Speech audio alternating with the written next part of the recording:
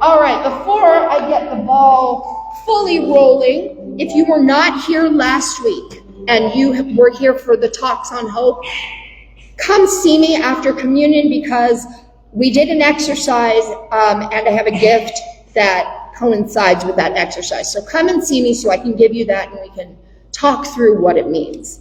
Well, good morning. Good morning. We are here. We finished our talks about hope, and perhaps the most powerful thing we learned is that although God does not create suffering, God does not waste suffering.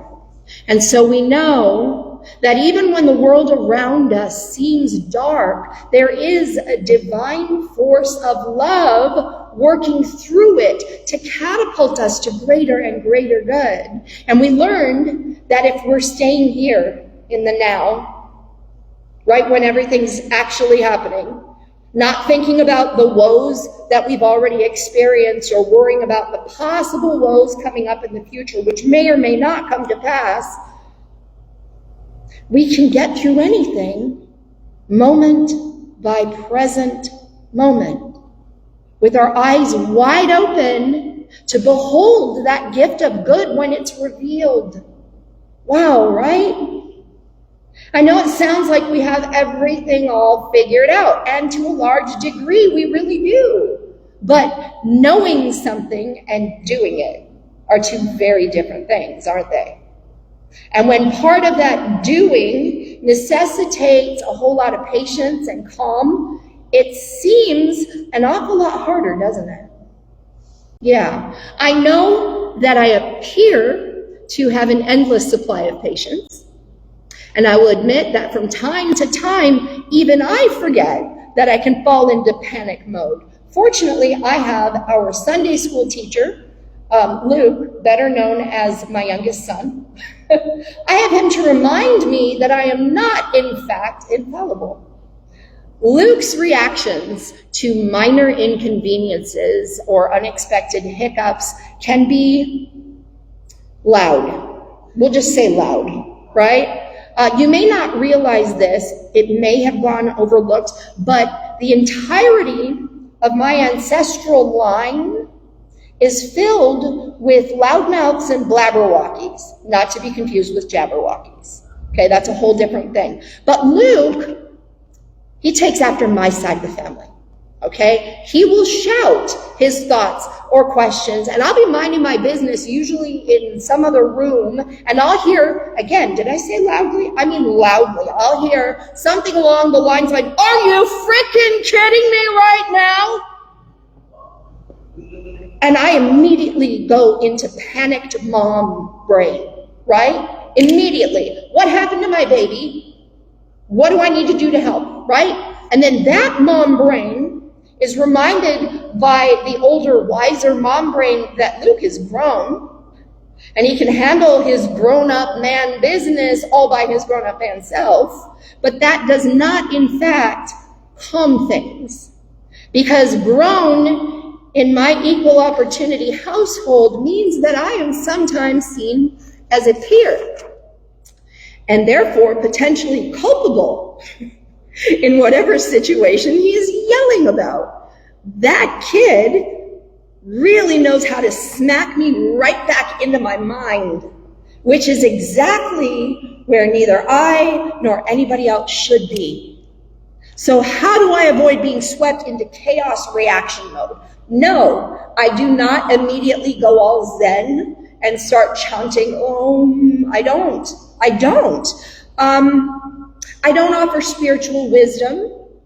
He is my kid and my logical, linear husband Mike's kid, so he wants to debate any kind of wisdom, spiritual or otherwise. And I want no part of that lengthy argument because, boy, he will go until you surrender. So what do? To be completely honest, I generally open the gate by yelling back something along the lines of, what are you yelling about the top of your lungs this time? And notice that I admit that I do, in fact, holler back. I do. I match his energy almost.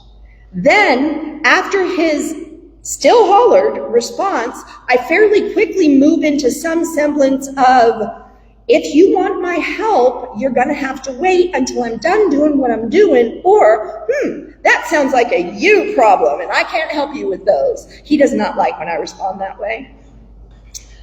Is that productive? No, not especially. Is it polite? Not especially, but neither is it especially rude. But it does serve a productive purpose. It gives me the distance I need to return to truth. It gives me the space to return to calm and allow myself to come back to the moment. And that, again, is all we need to do to recognize that good when it comes out in the end. It's all we need in order to see that the good was hiding in the chaos all along. What was the good in hollering? Luke feels safe and heard with me. And so he's comfortable expressing his feelings no matter how loud they are. He trusts that no matter how angry or loud he appears, I still love him and I always will. That is good hidden in the chaos, which drives home the point of the talks and exercises over the previous 5 weeks. We now understand that there's a force of love behind everything and within everything that happens ever, right? We know that God has a hand in it all, and no matter how bleak things may appear on the surface, there's always beauty in it waiting to be revealed. I know that on a surface level, if we're being honest with ourselves, we all see the possibility and perhaps even the probability of that being true, right? But we're here in this peaceful, quiet, lovely space where only wonderful things are happening. So of course it's easy to see that from here. The big question is, how do we see the love behind and within it all when it's loud and scary and overwhelming? How do we really know, not just think or wish or envision? How do we know that there's some intelligence, some divine wisdom guiding it all toward good? We trust. We have to get to where we trust. And that is what I'm trying to help us move toward over the course of the next 5 talks. I am hopeful that most, if not all of us, will be completely and 100% anchored in trust, because that will make the rest of our lives more beautiful than we could have imagined. But see, here's where things get dicey for me. I have all of these lofty goals, all of these big dreams of all of us arriving at destination trust, and no map, not a one. I have no course. There are a number of you who know me really, really well, and this will not be news to some of you, and I'm going to interject here to say that y'all who are watching or listening online, you're really missing out. You want the inside perspective on things, then come here. Hang out. Get to know me and everybody else.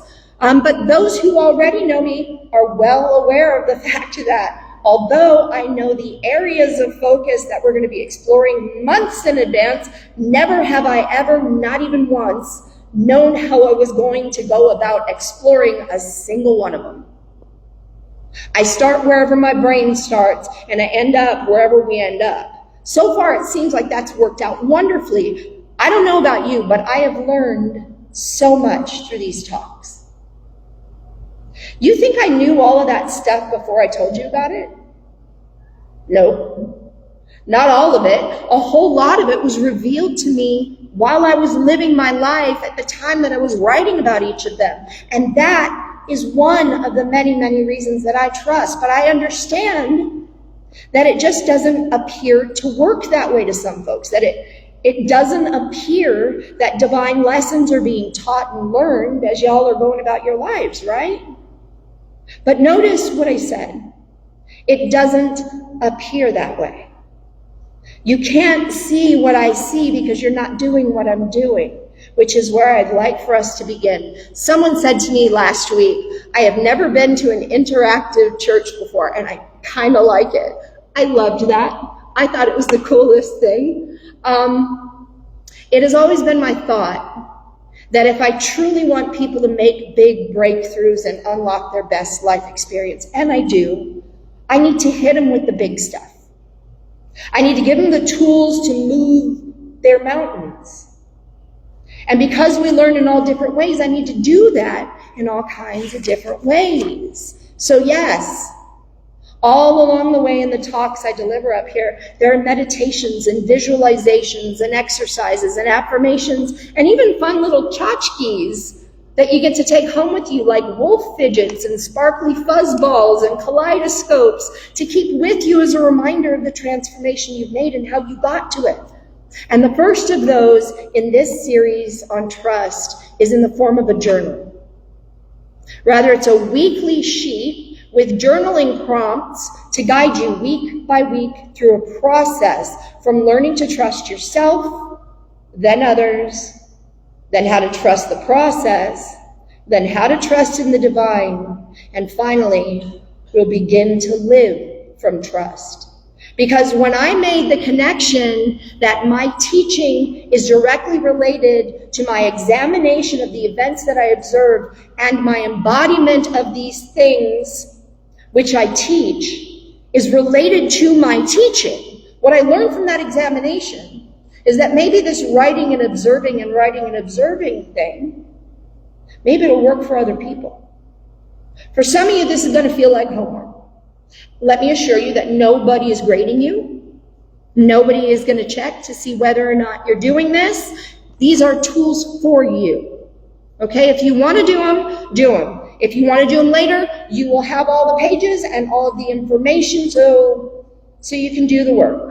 If you want to give them to somebody else to do the work, by all means, do it. If you want to use these pages to line the bottom of your bird cage or your hamster cage, by all means, go for it. But do not come crying to me when your bird or your hamster begins to ascend. Okay? That will not be my problem. And if this is something that you want to do, you're going to have to come by every Sunday for these next few weeks to get your new journaling perspectives and have a complete journal for transformation by the end of it all. And to those of you listening online via Facebook, if you message us directly via Facebook Messenger and send us your email address, I will email you the prompts and the affirmations and stuff each week. And if you're listening to this on YouTube, in which there is no direct messaging app, you can go to our website, santaanitachurch.org, and you can call or email there, and I'll get them to you that way. I'm going to ask a couple of volunteers to pass out the journal cover page and this week's transformation exercises, along with a printout that I worked on with a friend of mine. Basically, 5 steps toward enlightenment. So have a look at those, take them home with you. This week, we come to trust ourselves. And that sounds like a silly idea, right? Of course, we trust ourselves. Some might even subscribe to the belief of, I am the only person I can trust. And logically, on the surface, that makes sense, but let's look deeper. You're going to see that the page you're being handed has a reflection at the top. This week's is there is a compass within you, quiet, consistent, divine. But the noise of the world has often taught us to silence that inner voice. This week, we return to the sacred knowing within. We remember that we were never lost, only distracted. Trust begins by coming home to yourself. And the journaling prompts for this week are, think of a moment when you trusted your gut instinct. What happened? What messages did you receive in childhood or culture about whether your thoughts or feelings could be trusted? I had someone say to me on Wednesday night, my grandmother used to know all kinds of things and everybody said she was crazy. And it wasn't until after we lost her and all the things started coming true that we realized she was a seer. In what areas of your life do you second guess yourself most often? What fear lies beneath that doubt? And finally, imagine a version of you who trusts every nudge of their spirit. What decisions might they make differently this week? These are definitely a bit deeper than simply trusting the surface level stuff about yourself, aren't they? The first question, a moment where I trusted my gut instinct. Anyone have moments when their inner guide tried to warn them and it steered them well? Yeah? Anyone have a moment when their inner guide tried to warn them and they didn't listen? Yeah. I was talking to my friend Soria about the idea behind these talks and the way I'm going to approach them week by week and the journaling prompts and such. And she said, boy, I wish you'd been giving these talks a month ago. They could have saved me some embarrassment. And of course, my reply was, girl, spill the tea. It is tea time. And because Soria and I communicate exclusively through email and messaging, I'm going to let her tell you the bulk of the story. She said, I am a school administrator, a rational thinker, a proud list maker, and a wearer of very sensible but also very cute shoes. We do not see eye to eye on that. Last Tuesday, I was running late for a school board meeting, and we're going through some pretty tough negotiations right now, so I couldn't be late. I'm one of those people that keeps a shoe rack by the door, no shoes inside the house. So as I rushed out the door, I now remember barely noticing that there were 2 pairs of black shoes there. One pair had a round toe and a slightly thicker heel. The other had a pointy toe and a sleek kitten heel. And I remember I paused real quick. Something in my gut said, those aren't the same. But my brain, which was flustered and hurried and running way behind, said, shut up, gut. They're close enough. Grab them and go. So she shoved her feet in, and she didn't take the time to really look, and she sprinted out the door. A few hours later, during this meeting, Soria stood up to present her proposal, and that is when it happened. She saw a few heads tilt, a few eyes drop to the floor, and then somebody laughed a little. And that's when the school board president, in his best attempt at diplomacy, leaned over and said, Soria, we love your proposal, but I have to ask, are your shoes negotiating a compromise? She looked down, one round toe, one pointy toe, one chunky heel, one slim, 2 entirely different shoes. She had, in fact, been presenting, and here's the kicker, she'd been presenting a bid to create organizational harmony while wearing shoes in active disagreement. Everyone burst out laughing, including Soria. Later that night, after the initial embarrassment wore off, she remembered that little whisper from her gut, that moment of pause, that instinct that she overrode, and she laughed. But this time, I think it was the kind of laugh that you have when the universe teaches you something with both a nudge and a hug. We like it when there's a hug that comes with it. She said, after I got home Tuesday night, I promised myself, if my gut says check your shoes, I'm going to check my shoes. Whether it's a pair of heels or a major life decision, I've learned my lesson to trust that little inner voice. It knows what it's talking about. And I think we've all had moments like those, right? And we can laugh about them. And we can remind ourselves to do things differently as we move forward. I remember one time I was in, you know those pageants that you sign up? Mothers of girls will know this. They send you forms to put your daughters in pageants. My mom signed me up for one, and I had a very long dress. And I remember thinking, I have to remember to lift the dress when I step up, or I will step on the hemline. What'd I do? Stepped on the hemline, ripped the whole front of the dress out. That was mortifying. I should have listened to my gut, warning me that if I didn't lift the dress, I was going to step on the hemline. We've all had those. I laugh about it now, but I need you to see with me just how important this work we're doing is. Not just for ourselves, but for everyone. And so I'm going to tell you a tougher story about a lady named Maya and how Maya listened. She trusted that there's something inside her which would always guide her in love.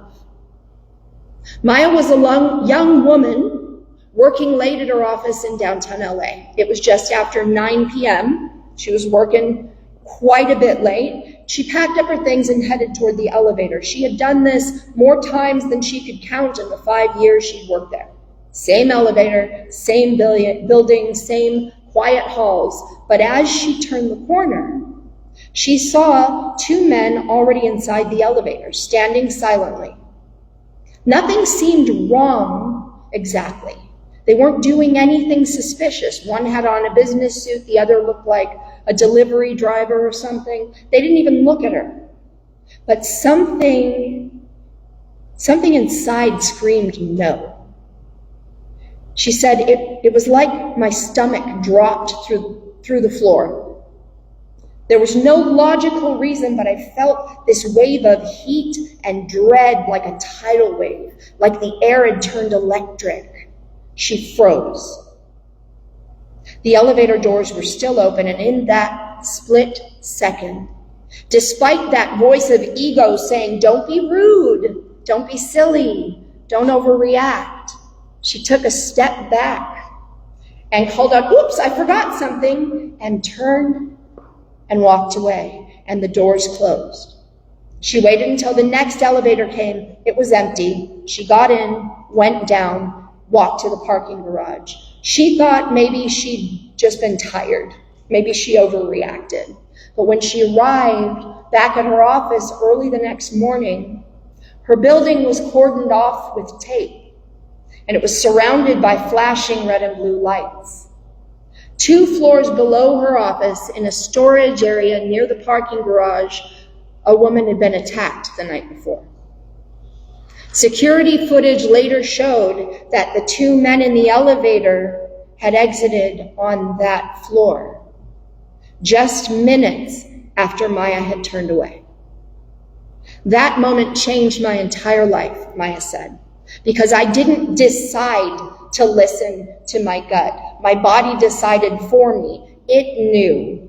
And I thank God every day that I didn't override that knowing out of politeness or pride. Since then, Maya has taught self-defense classes and spoken to women's groups about trauma, intuition, and divine guidance. But when she's asked what she teaches most of all, she says, "I teach people to listen and listen up good, because the soul whispers, but it never lies." Think about that for a minute. The soul whispers, but it never lies. You see, Maya didn't know what was ahead. She had no proof, she had no facts, no flashing sign. Nothing appeared to be amiss, but something deep within her knew, and she listened. That is the voice I want to speak about now. Not the loud voice of fear, not the quick voice of mind and ego, but that quiet one. The sacred whisper, the pulse behind the heartbeat, the love behind the thought, that divine voice that lives within you. And it's always lived within you, and it is always, always guiding you safely home. We don't need to go looking for that voice. We only need to become still enough to listen. So let's take a moment right now to enter into that listening together. I invite you to gently close your eyes, relax your hands. If it feels right, place one hand over your heart as a connection to that intuition. Take a deep breath, and as you exhale, feel yourself arriving fully into this moment. Let the breath settle into a natural rhythm. Let the thinking soften. Let the need to figure it out fall away. Now picture yourself standing in a sacred, peaceful space. It might be a quiet forest path, a sunlit garden, or a sanctuary filled with golden light. Wherever it is, you feel safe, held, supported. In this stillness, you sense a presence drawing near. Not from outside, but from within. A loving intelligence, a guiding hand, the voice of something infinitely wise and tender. This is not a stranger. This is the beloved, the one who has walked with you through every moment, spoken in every whisper, waited in every silence. Feel this presence place a gentle hand upon your shoulder and hear it say, not with words, but with truth, I am the voice you've heard 1,000 times and doubted. The nudge you felt and questioned. I am the peace that whispered beneath the noise. I am divine love, and I will never lead you astray. Now feel yourself take a small step forward in this sacred space, not just listening, but following. You don't need to see the entire path. You only need to trust that this presence walks it with you. Another step. And another, each one becomes easier than the last, because with every breath and every step you begin to remember, this voice has always been true. This love has always been with me. I do not walk alone. Pause in this quiet knowing. I do not walk alone. This love has always been with me. Let it sink into your spirit like rain into soil. You are safe. You are held. You are guided. Let yourself feel what it's like to walk forward hand in hand with this divine guide. Let that trust rise like a warm light in your chest, a steady beat in your soul. You don't have to earn this guidance. You only have to receive it. And now with one more deep breath, carry this trust back with you. Let it stay with you in every choice, every silence, every unexpected turn. And when you're ready, open your eyes. You are never alone. You are being led. And you can trust that love will always lead you home. Do the work these next few weeks. It's worth it. Thank you.